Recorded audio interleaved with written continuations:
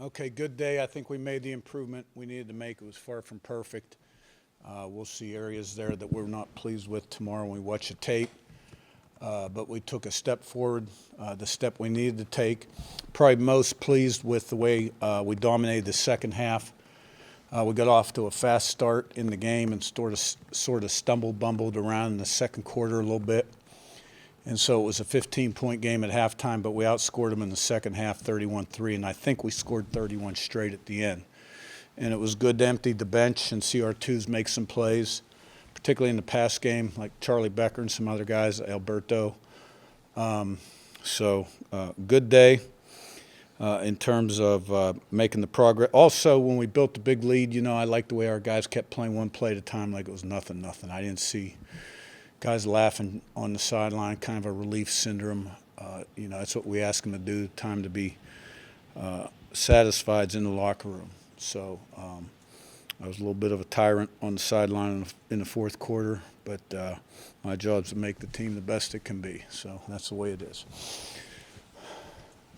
Questions? You allude to it there, Curt, but was that third quarter in particular, I think you scored 21 or 28 straight points in the third quarter. Was that third quarter kind of what, in your mind, this team can look like in terms of offensive efficiency, some of the explosiveness, and then the way that you were, I think, in particular, kind of playing in Kennesaw State's backfield when they had the ball? Yeah, well, it looked like that today, and that was great to see, because, last time we really waxed somebody was Purdue. That was a long time ago, so it was good to get back kind of to that. And Cooper's reverse was a real big play in the game. Really good run and a lot of good downfield blocking. And you're right, our defense started to penetrate, make plays in their backfield a little bit. And we took it over and, needed to see that from this team because there's a lot of new guys on this team. There were a lot of new guys last year, but a lot of them came with me, and I knew them. And they understood the culture, the standard, the expectation. A lot of the guys that we have there new aren't like Pat Coogan, who came from Notre Dame, a team that went far into the playoffs, championship culture. Some of these guys have come from 500 programs. And, like I said to our coaches this morning, you got to really coach this team every day right now. And, reinforce the standards and the expectations, everything you do. Like the walkthrough yesterday, I wasn't real pleased with. And but it was all new guys. And you just can't assume they know because they don't. They don't know they don't know. And so pleased we took a step forward and get ready for the next one. When you say you weren't pleased with the walkthrough, just what did you see? Just the focus in the walkthrough yesterday? Just what kind of bothered you? And then is that part of the reason why you got maybe to see that focus, you left the guys in longer in the fourth quarter? No, I kept them in longer because we need to play football. We got some games coming up where we've got to be able to play that many plays. And we haven't executed over a long period of time as well as we need to. So we need reps. We need game reps.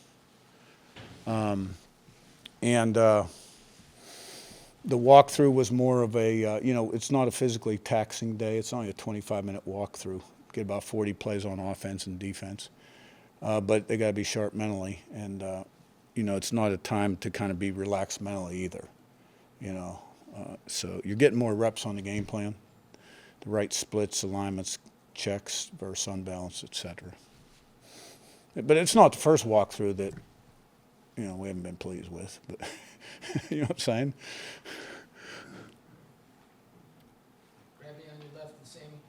Yeah, Elijah Sarratt's big day. Your thoughts on just what is it that leads him to have performances like this? Yeah, I was glad to see him get going a little bit. Last year in camp, he really didn't have a lot of catches, but he got them during the season. Not quite as many as he did at JMU. Same thing in camp. He didn't have a ton of catches, not in the first game either. And so I was glad to see him bust out and those two kind of hook up a little bit. And all these new quarterbacks, they build on their successes early in the season. You win, they play well, they build on it. And same thing happened last year with Curtis. he didn't have the greatest opener. He sure played good the second game, even though the opponent and obviously lights out the third. So Mendoza to Sarratt, Mendoza to Cooper, and other guys are going to be important hookup. Sammy upper left and Jim. Coach, on the field goal with the delay of game, Yeah. what was the choice to not kick it after? It was a bad football decision, first of all. We had a couple drops, I believe, that series, and we were up, and we got a delay on the field goal and missed it anyhow. And then we're moved back 5 yards. Really didn't want to go for it, but didn't want to have to put Frankie in for the field goal either. And we did what we did and didn't work out. Jim in front and Daniel. Curt, your running game has been very consistent from statistically, and last week Roman Hemby was the workhorse. This week it was the BB. How confident are you in having that run game, that triple threat running game? Well, all those guys are capable, and it starts up front with the tight ends and then the receivers too. And those guys run hard and break tackles, and it just helps when you can be balanced on offense and run it and throw it. And the thing about early in the year, I think you learn as a staff every game a little bit, like, oh, we need to have a little bit more of this kind of stuff down in this field zone or things like that, right? I mean, because you got to have enough diversionary stuff, so to speak. But today it was BB. Hemby still ran well. Kalon, Cooper at 75 yards on the reverse. Got to keep him healthy, right? We got a little more depth at some positions on this team than others. Daniel in front and Seth. When you have a sideline that's, not laughing, playing like it's, all tied up late, even when you are up big, how relieving is that for you to see that it's a team that's bought into what you're trying to preach to them? How relieving, you said? Yes.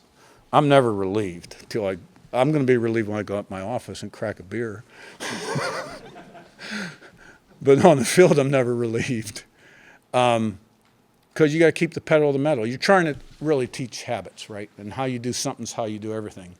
And you're either improving or you're getting worse. So if you're playing to the circumstances of the game, you're getting worse, right? And you got to be able to handle success and failure.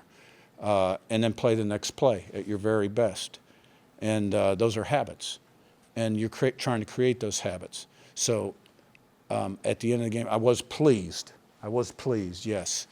But our kids, I think, we have enough guys here that have been here that understand what we want. And that we're not happy with the way they played last week. And they responded really well in the fourth quarter. Seth on your left and we'll wrap Zach B. Yeah, Curt, on that, with the way the offense got the job done in the red zone and the way the defense contained the quarterback in the ground game, how pleased were you with the way your team saw what needed to improve from last week and worked to it? Well, that had to happen, and we answered the bell. Because like I said, we were number one in the country in scoring touchdowns in the red area last year. And last week was just, it was what it was. So it was good to see that ball get in the end zone in the red area, yeah. Zach on your right, last one. Coach, Kennesaw State had 8 plays of 15 or more yards offensively. What have you seen? What do you chalk some of those chunk plays up to the defenses allowed early this season? Well, when people go real fast like they do, or then they check to put themselves in the best look, and they take those big wide splits, right, and use the field, there's going to be some throwing lanes. You know what I'm saying? And so we'll take a look at the tape. I know they came out in the second half and challenged us down the field a little bit. And but I thought we played really well against ODU, aside from 2 plays, and I thought we played, give up 9 points today.